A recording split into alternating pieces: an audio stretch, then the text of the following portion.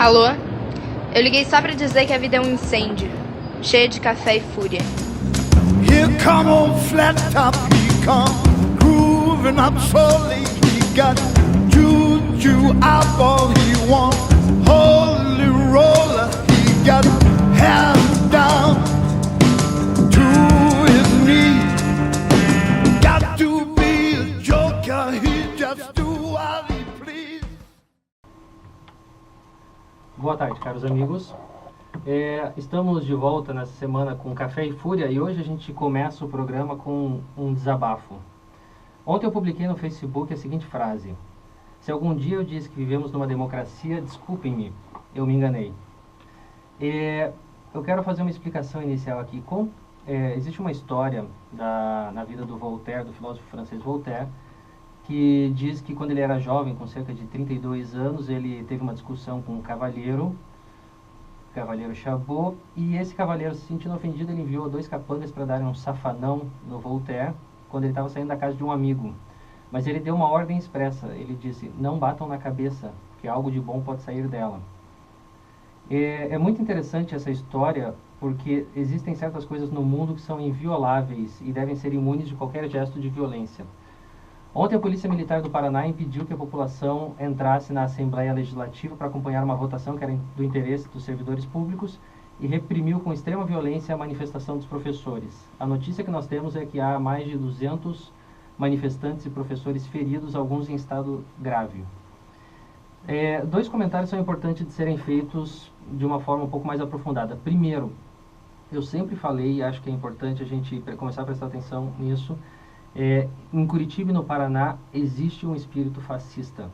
Esse foi um dos motivos até pelos quais eu deixei o Estado há 4 anos. E a história, de fato, mostra que essa violência de ontem não é inédita. Em 1988, o então governador e agora senador Álvaro Dias havia tocado o batalhão de choque e a cavalaria nos professores. Um segundo comentário que é importante e muito pertinente de ser feito é o seguinte: o governador Beto Richa foi eleito pelos paranaenses. Ele não tomou o poder. Voltar é um exercício de responsabilidade. Os paranaenses estão pagando caro pela má escolha política. Então, nós do Café e Fúria gostaríamos de dar alguns recados com relação ao que aconteceu ontem. Primeiro, aos policiais que jogaram bomba de gás lacrimogêneo de helicóptero, atiraram nos professores ou tocaram cães neles. Parece, pelo comportamento, que todo esse coletivo é um bando de acéfalo, que simplesmente segue ordem. Me pareceu, ao ver todas aquelas imagens, que a gente finalmente viu o elo perdido que o Darwin passou a vida inteira procurando. E vocês só ratificaram uma tradição de truculência. A Polícia Militar do Paraná é chamada e recebeu merecidamente esse apelido de Guarda Pretoriana. Ao governador, o que a gente pode dizer simplesmente é que ele provou ser um tirano. E para piorar algo que já estava ruim, o governo estadual do Paraná publicou uma nota oficial ontem, na qual declarou que os policiais agiram para proteger a Assembleia e o exercício da democracia, e que os responsáveis diretos pelo confronto foram os manifestantes. A única resposta que eu posso dar para essa nota oficial é: teu cu, governador. Vai além do aceitável uma publicação de uma nota dessa. Da nossa parte, a gente solidariza com os professores manifestantes e com os 17 policiais que se recusaram a participar do cerco e logo em seguida foram presos. Para a gente continuar aqui o bate-papo, vamos colocar uma música só para mudar um pouco o clima? Sim, e fazer antes da música e permanecendo nesse tema, o que nos mostra, né, que se a polícia fez isso com os professores, né, maioria classe média ali, brancos, vamos imaginar fazer um exercício de imaginação, o que eles não fazem na periferia do Paraná, né, diante dos jovens pretos de periferia, né? Então, é de se lamentar muito mesmo.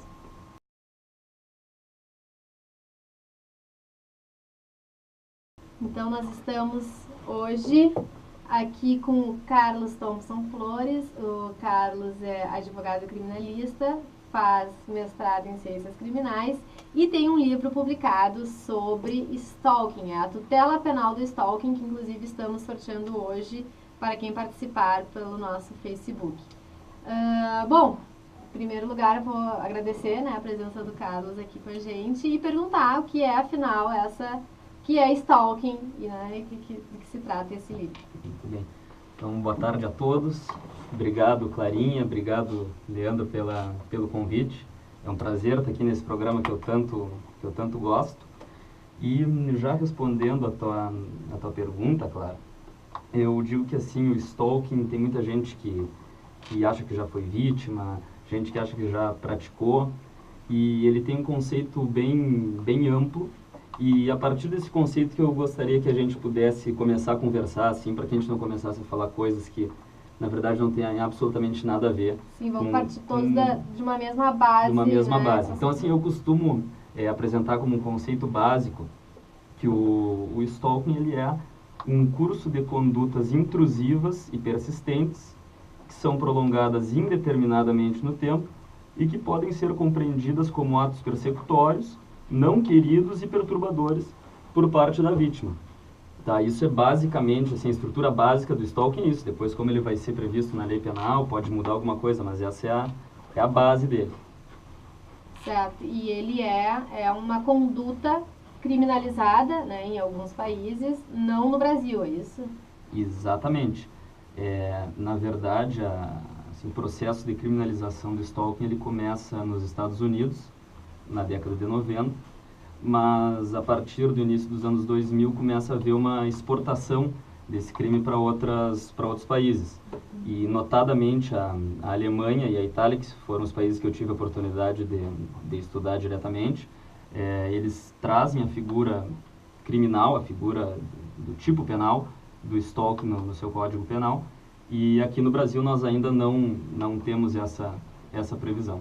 E que tipo de pena que é aplicado nesses países para o stalking? Olha, a pena, ela é uma pena privativa de liberdade, tá? Só que na Alemanha nós não temos a previsão de uma pena mínima nunca, a pena máxima do crime de stalking são 3 anos, tá? Na Itália, a pena máxima é 4 anos. Claro, isso tipo simples, porque existe o stalking qualificado, digamos assim, quando ele vem a ocasionar a morte da vítima, ou lesões, ou alguma ofensa muito mais grave que a mera perseguição, né? Então, daí as penas são aumentadas, mas o tipo básico é, na Alemanha, 3 anos, na Itália, 4, e no Brasil, o projeto de lei que há, né, de novo Código Penal, que há 1 ano e meio atrás até havia uma grande discussão a respeito disso, agora acho que já morreu esse projeto, né? Mas trazia uma previsão de stalking com uma pena de até 6 anos, de 2 a 6 anos. Forte, muito pesado. Bem pesado. E como é que era a descrição, né? Stalking não é uma palavra, né, em português, como é que seria? O nome em iuris, né, do crime na legislação aqui brasileira, ficaria conhecido como perseguição insidiosa ou obsessivo, tá? Esse seria o nome. E, bom, o tipo penal eu até posso ler para vocês, porque eu trouxe aqui o trecho do projeto que traz essa previsão. É um tipo que eu, assim, com todo o respeito, acho que tecnicamente deixa muito a desejar e que nos causaria muitos problemas, tá? Da maneira que ele vem previsto, que ele viria previsto, né? Uhum. Viria assim, no artigo 147 do Código Penal seria o seguinte: perseguição obsessiva ou insidiosa. Perseguir alguém de forma reiterada ou continuada, ameaçando-lhe a integridade física ou psicológica, restringindo-lhe a capacidade de locomoção ou, de qualquer forma, invadindo ou perturbando sua esfera de liberdade ou privacidade, tá? E a prisão de 2 a 6 anos. Tá? Dessa descrição já dá para tirar alguns critérios, né, do que seria o crime de stalking. Um que está logo no começo da redação ali é de conduta repetitiva. É isso? Porque Exato. Eu já me senti, como todo mundo já deve ter sentido uma certa experiência de perseguição, eu já tive uma pessoa que por um período da vida acompanhava, todo lugar que eu ia, essa pessoa estava presente, dependendo do horário a pessoa aparecia na frente de casa. Eu já tive isso, mas depois sumiu. Mas esse comportamento repetitivo, então, é necessário para caracterizar essa perseguição do stalking.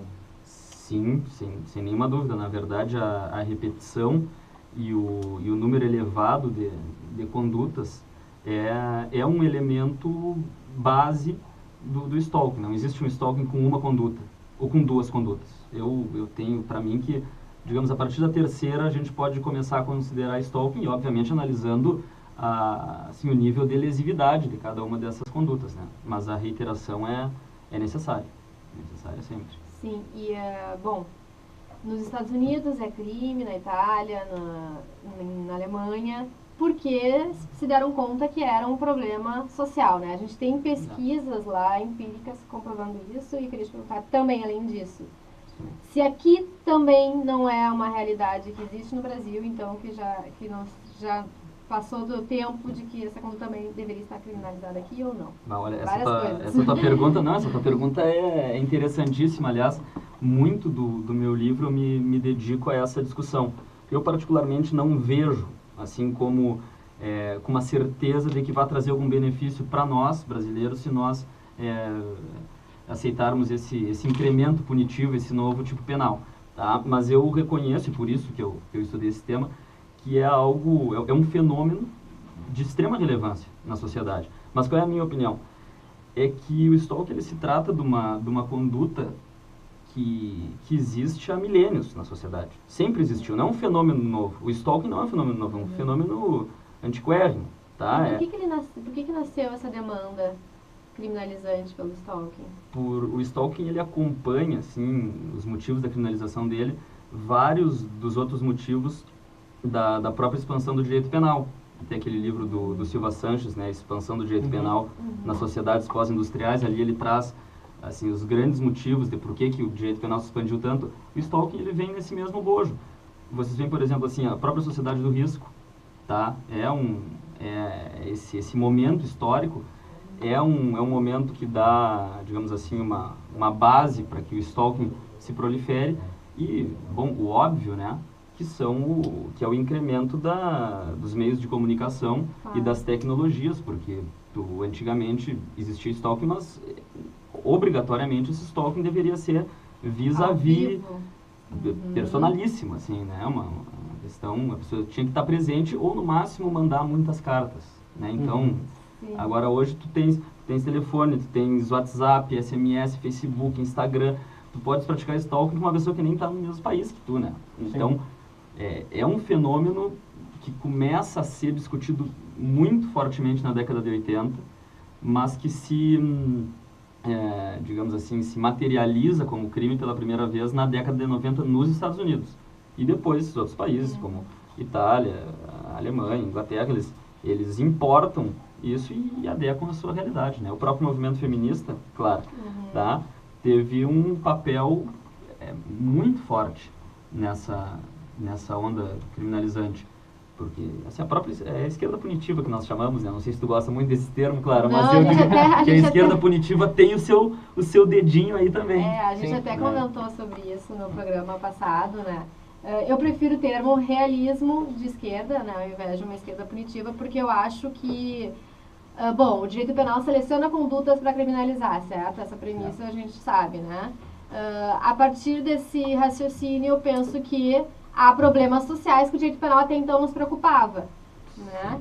E que são problemas sociais. Então, a partir desse momento, a gente precisa demonstrar que há um problema social que o direito penal não está se preocupando, então eu preciso que o direito penal também olhe para esse problema social. Eu acho que essa seria uma questão realista, pragmática, né? Sim. Bom, se a gente quer abolicionismo penal, ótimo, você é a favor. Mas vamos começar descriminalizando o furto, né?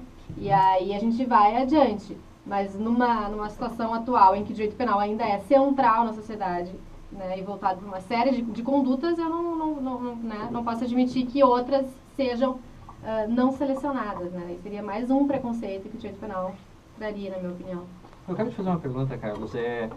No caso de stalking, será que não existe o mesmo fenômeno que aconteceu com o caso de serial killer, em que houve uma espetacularização do comportamento por parte das grandes mídias e isso levou o conhecimento dessa atitude, etc. e tal? Porque serial killer, eu acredito que não tem nenhum dado empírico histórico, mas deve ter sempre ocorrido. Mas de décadas para cá, isso recebeu um espaço privilegiado no cinema, nas histórias de livros, etc. e tal. O stalking também não teve esse fenômeno, essa transformação recentemente? Exatamente isso.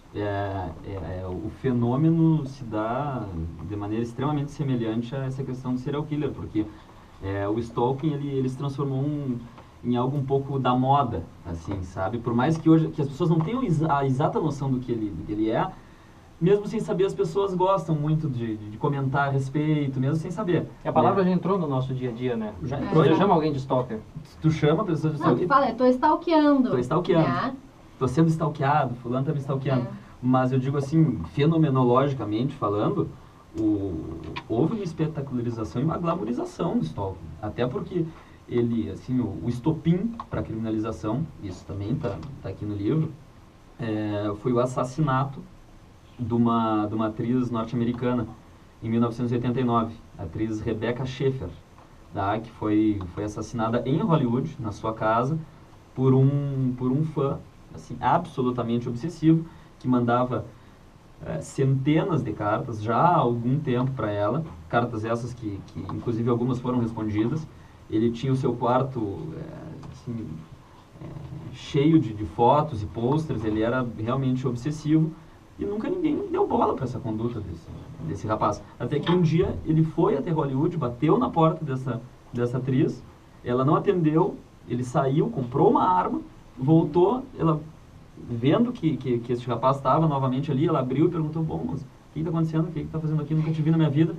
E ele atirou contra ela e ela veio a falecer. Nesse momento, foi assim que os Estados Unidos disse, bom, tudo que a gente está discutindo aqui na década de 80 a respeito de stalking, a gente vai catalisar a partir desse episódio. E foi contra uma celebridade ainda.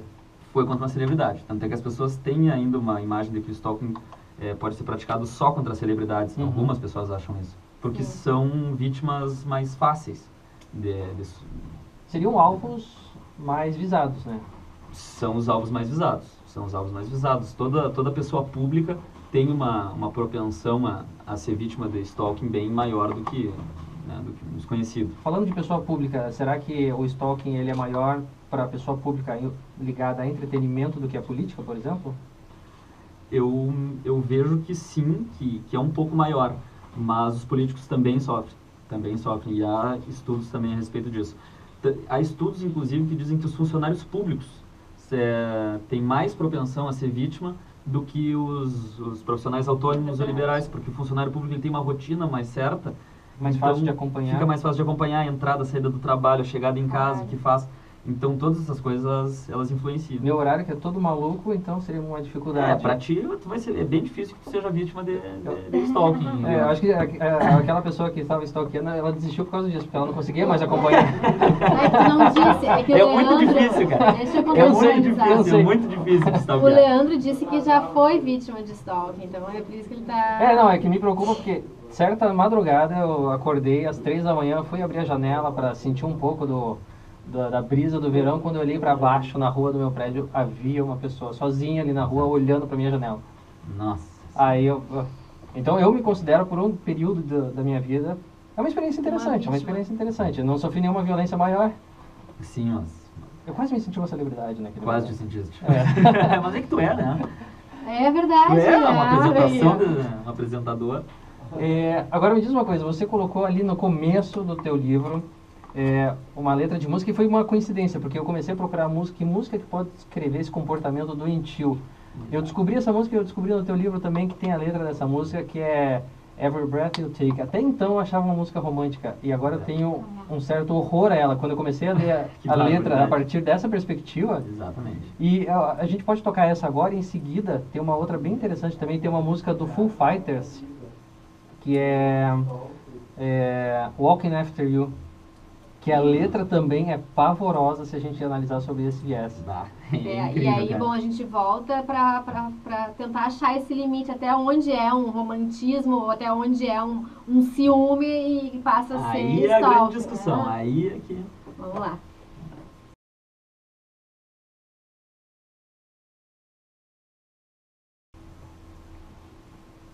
Estamos de volta com o Café e Fúria, hoje é dia 30 de abril, e o nosso convidado é o Carlos Thompson Flores, falando de stalking. Tinha uma pergunta da Clara? Sim, eu queria... eu estava vendo aqui na internet um dado de que uma em cada 4 mulheres e 1 em cada 3 homens serão vítimas de stalking em alguma hora da sua vida. Então eu queria te perguntar, as mulheres, elas são vítimas mais propensas do stalking? Porque, assim, será que é ainda aquela questão do machismo? Eu acho que tem uma questão do machismo bastante envolvida nesse tema, mas, assim, empiricamente é assim, assustador, porque as vítimas do stalking são 90% das vítimas são mulheres, tá? Existem vários casos de homens que são vítimas também, mas, digamos assim, os exemplos mais fortes que nós temos, desde, assim, modernamente e historicamente também, é a mulher sendo vítima, tá? E o homem como stalker. E aí aparece muitas vezes com essa mascarado de romantismo, mascarado de ciúme, na verdade não é nada disso. Na verdade esse é o grande problema para mim, esse é o grande ponto de discussão, né? Que é conseguir delimitar, assim, de maneira clara e precisa a diferença entre um comportamento normal de casal ou do relacionamento que passou, ou de alguma pessoa que está tentando te aproximar de uma maneira romântica, e algo doentio, algo obsessivo ou algo criminoso, né? Porque até fica difícil para nós penalistas falar que são todos obsessivos, são todos doentes, mas na verdade o que a gente está tratando aqui é de um crime, né? E não de uma perturbação psicológica, né? Sim. Essa é a verdade. Sim, então na verdade a diferença me parece que vai ser a vítima que vai dizer. Vai ser a partir do entendimento da vítima. No momento que começar a perturbar ela, no momento em que ela sentir que não tá legal, esse é o momento, é isso? É mais ou menos isso. Eu costumo abordar da seguinte maneira. Nós temos dois conceitos que a gente pode utilizar. Um conceito amplo, que é o conceito que a gente pode tirar da sociologia, da criminologia, tá? O que é o stalking, o que seria stalking. Mas a gente não pode esquecer que, se nós estamos tratando de um crime, a gente vai depender da previsão legal, do tipo penal. Então, para que a gente possa dizer se foi cometido o crime de stalking ou não, a gente vai ter que olhar especificamente na lei como ele vem descrito, né? Na legislação italiana e alemã, eles têm um apuro técnico muito grande, mas já sofreram inúmeras críticas. Inclusive, na Alemanha, houve uma ação direta de inconstitucionalidade quando essa lei entrou em vigor, porque no tipo eles trazem um outro problema, que não é especificamente esse da vítima, que eu já vou falar, mas é a questão da taxatividade. Porque se tu prevês determinados tipos de conduta que são tidos como stalking, tu tens, assim, números clausos, né? E só podem ser aquelas condutas. Então tu fechou de uma maneira tão grande o tipo, de uma maneira tão forte, que daqui a pouco condutas que não foram previstas pelo legislador vão escapar. Só que o que fizeram os alemães? Eles colocaram no final do artigo assim, e outras assemelhadas. E quando tu coloca outras assemelhadas, tu tem um tipo aberto que qualquer coisa pode ser. Então é um problema de construção tipológica tão grande, que essa é uma das minhas críticas, que eu acho que é muito temerário criminalizar essa conduta, porque ou tu tem um tipo muito fechado que não serve para nada, ou tu tem um tipo muito aberto, e daí tudo é stalking e vira... Deixa eu aproveitar e já tem relação com isso. Tem uma pergunta já na internet que pergunta o seguinte, vamos lá. Por que a conduta do perseguidor insistente não poderia ser enquadrada nos tipos de ameaça ou assédio? Bom, na verdade poderia, né? Poderia, e esse é um dos argumentos que eu trago do porquê que não é necessária a criminalização no primeiro momento. Porque, sem dúvida, no curso das ações persecutórias, outros crimes serão praticados. Uma ameaça, uma calúnia, uma injúria, uma difamação, lesões, homicídio, tudo claro. Quando chegar no homicídio, daí não adiantou nada, né? Porque não houve a proteção anterior. Sim. Tem que ter uma proteção anterior, sem dúvida nenhuma. Mas, assim, claro, o assédio ele não é criminalizado, né?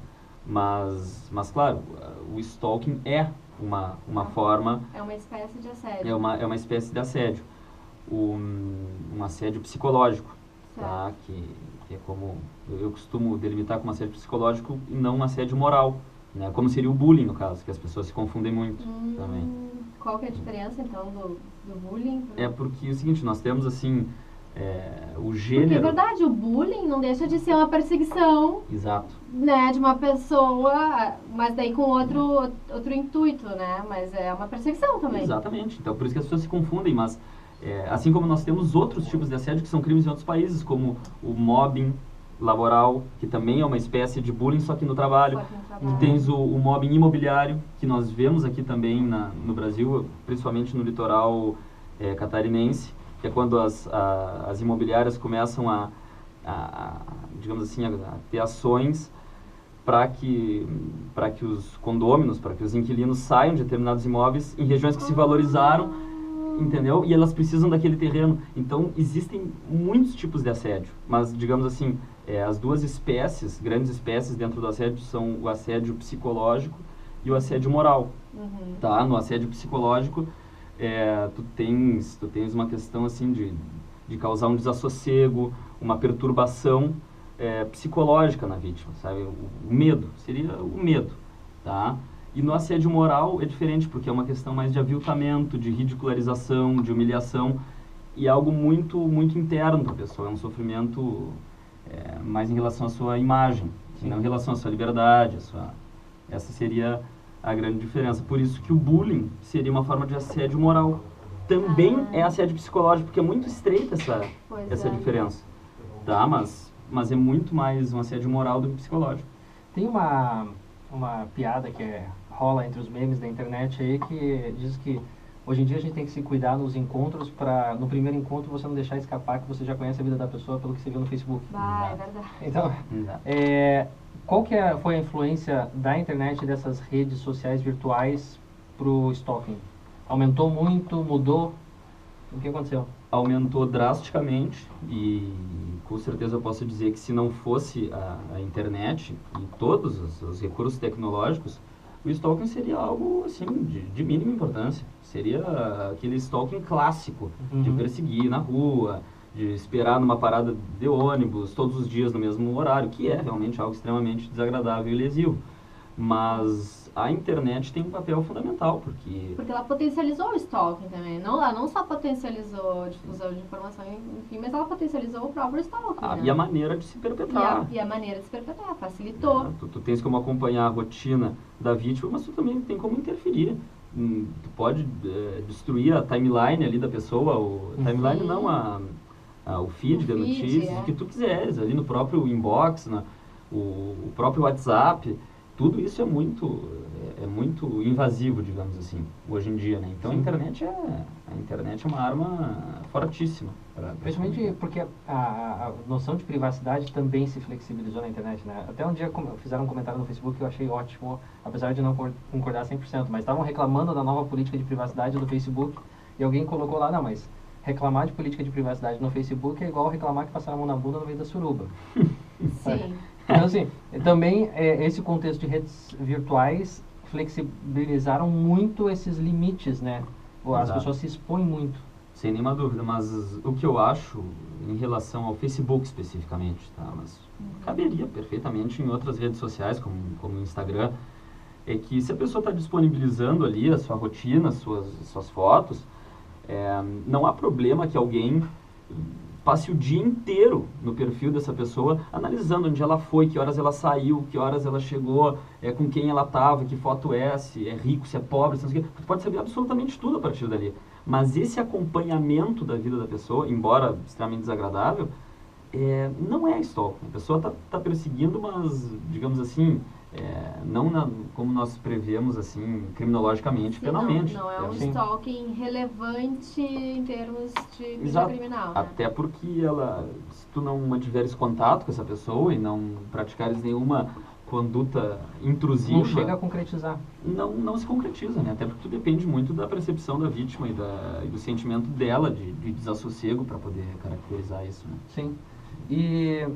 tem mais alguma pergunta feita pela internet aí? A gente lembra todo mundo que pode enviar pela fanpage ali. Não.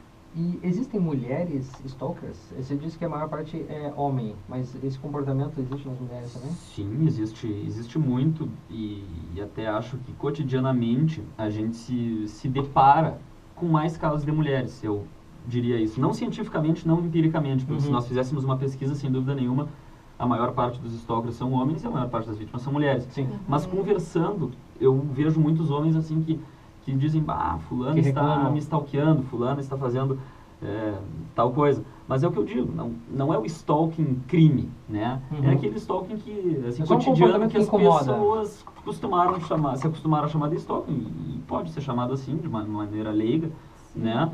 E assim, muitas mensagens, muitas atitudes, assim, de tentativa de aproximação, mas, bom, isso aí eu acho que é da vida, né? Às vezes as pessoas se sentem renegadas e tentam de tudo retomar um relacionamento ou estabelecer um contato com uma pessoa que não conhece e às vezes se passam muito, né? Sim. Agora, só para responder diretamente a tua pergunta, é o seguinte, sim, existem muitos casos de mulheres stalkers, mas por que a nossa imagem do stalker é um homem? É porque os grandes casos de que se tem notícia foram praticados por homens, que no final vai acabar num homicídio, vai acabar numa lesão corporal, sabe? Não, e porque também muitos casos que a gente vê aí, eles têm esse viés decorrente de uma sociedade machista, né? Em muitos casos são decorrentes de daqui a pouco uma mulher não querer acabar um relacionamento e o homem não aceitar. Não, exatamente, e não aceitam, né? E não aceitam. E fazem, e assim, praticam condutas que realmente perturbam a vítima de uma maneira, assim, a fazer com que ela mude seus hábitos, a sua rotina, e muitas vezes a gente nota que a própria família da vítima ou os colegas de trabalho se veem afetados também, porque essa pessoa tem que trocar de celular, essa pessoa tem que mudar o endereço da casa, talvez tenha que ir para outra cidade, Não, os próprios filhos. Isso. E vai ter que fazer isso, invariavelmente, E vai ter porque que na fazer minha isso. opinião, assim, bom, temos lá, temos a Lei Maria da Penha, temos os tipos de ameaça, tudo, de violência, mas nada disso vai salvar a vida daquela pessoa depois de que o homem já decidiu que aquilo lá é inadmissível, que ele quer aquela mulher ou viva ou morta, né? Então, ela vai ter que mudar a vida. Agora, uma pergunta com relação à questão de conhecimento, assim, a relação com o stalker. Normalmente a gente vem com essa ideia de que é alguém desconhecido. Pode ser alguém conhecido também? Alguém que já frequentou a casa? Ele pode virar um stalker? Sem nenhuma dúvida. Sem nenhuma dúvida. Eu diria que assim, é quase que 50% são de desconhecidos e 50% de conhecidos. Tá? Já até existem pesquisas nesse sentido. Eu não me recordo exatamente a porcentagem, mas a questão é a seguinte.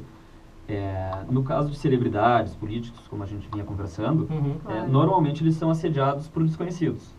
E também mulheres ou homens que sofrem algum tipo de atração, de alguma maneira também são assediados, são stalkeados por desconhecidos. Mas inúmeros casos, eu diria 50%, são casos que envolvem pessoas que já tiveram até uma relação de coabitação. Ex-marido, ex-mulher, ex-namorado, ex-namorada, né? Pessoas que simplesmente ficavam. Sim. E, olha, 90% dos casos está associado a um rompimento de relacionamento não aceito por alguém. E essa pessoa que não aceitou essa quebra de relacionamento vai começar a perseguir a outra. Então, existem esses dois casos. Existe o caso do desconhecido e o caso do conhecido. E existe também a questão de estar relacionado a um rompimento, né, de um relacionamento, ou não. Ou simplesmente tentar construir um laço com uma pessoa que tu não tens outra maneira de se aproximar, senão praticando esse tipo de ação. Assim. Sim. Eu aproveito esse gancho agora. Tem uma música do Radiohead que a gente selecionou, que é Climbing Up the Walls, em que ele faz um jogo na letra muito interessante sobre um autor de stalking ou de violência familiar, e ele faz um jogo psicológico no decorrer de toda a música, em que você confunde a vítima e o próprio autor. É bem bacana. Eu acho que a gente pode tocar essa agora, depois a gente volta para finalizar o programa. Perfeito. Só para lembrar, tem a pergunta furiosa e o nosso convidado ainda vai responder no final do programa. É verdade. Opa.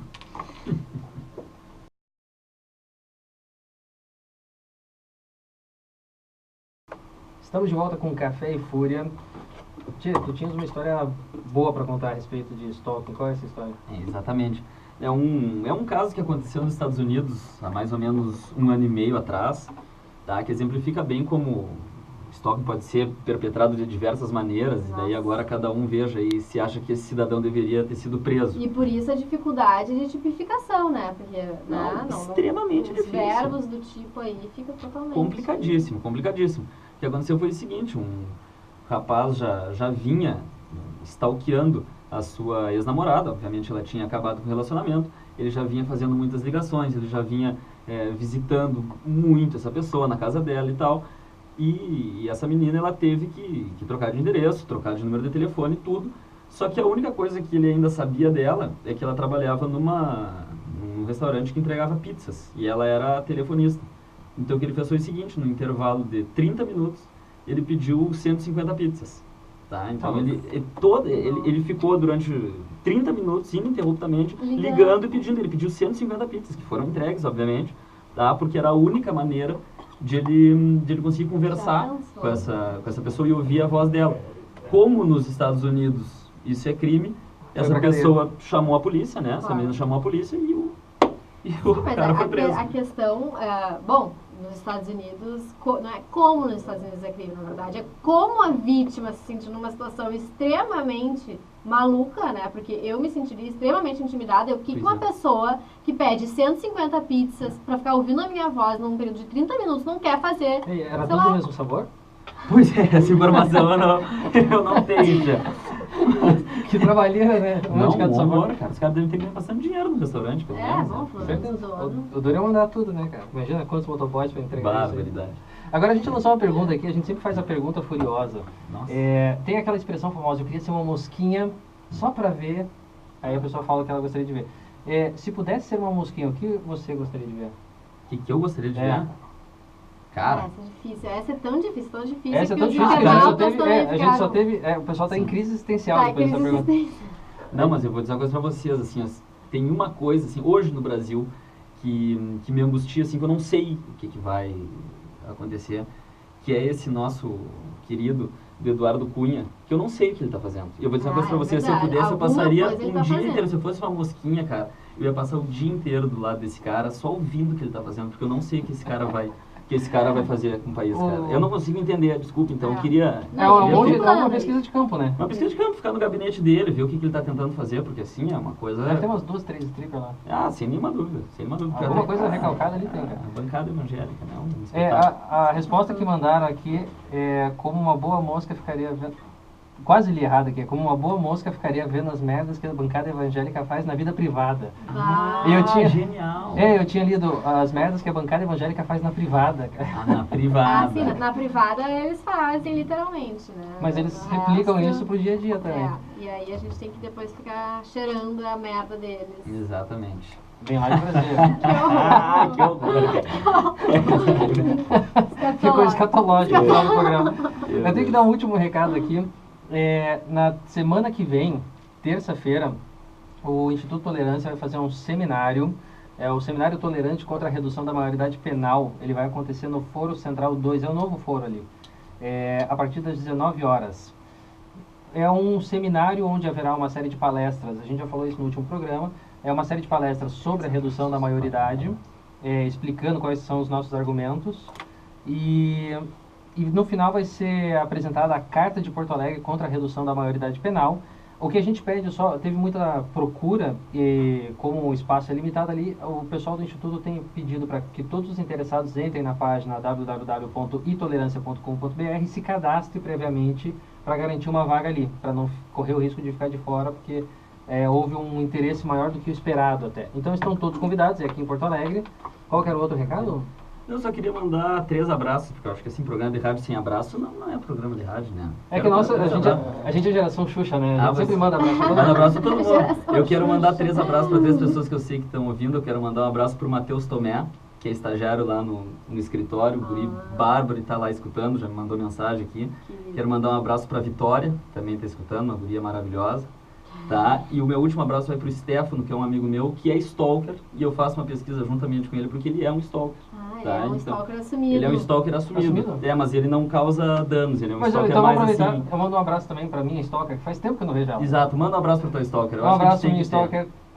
De madrugada eu te vejo ali, fumando debaixo da janela. Ela tá escutando, hein? Provavelmente. Sem nenhuma dúvida, tá escutando. Provavelmente. Tem mais alguma coisa pra gente...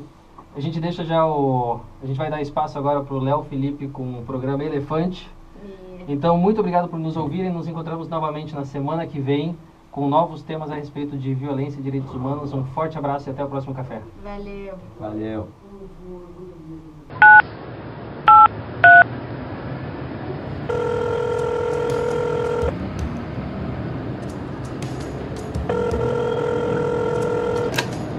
Alô? Eu liguei só pra dizer que a vida é um incêndio, cheia de café e fúria. Here come on flat top, he come grooving up slowly. He got juju eyeball, he want holy roller. He got hands down to his knees. Got to be a joker, he just do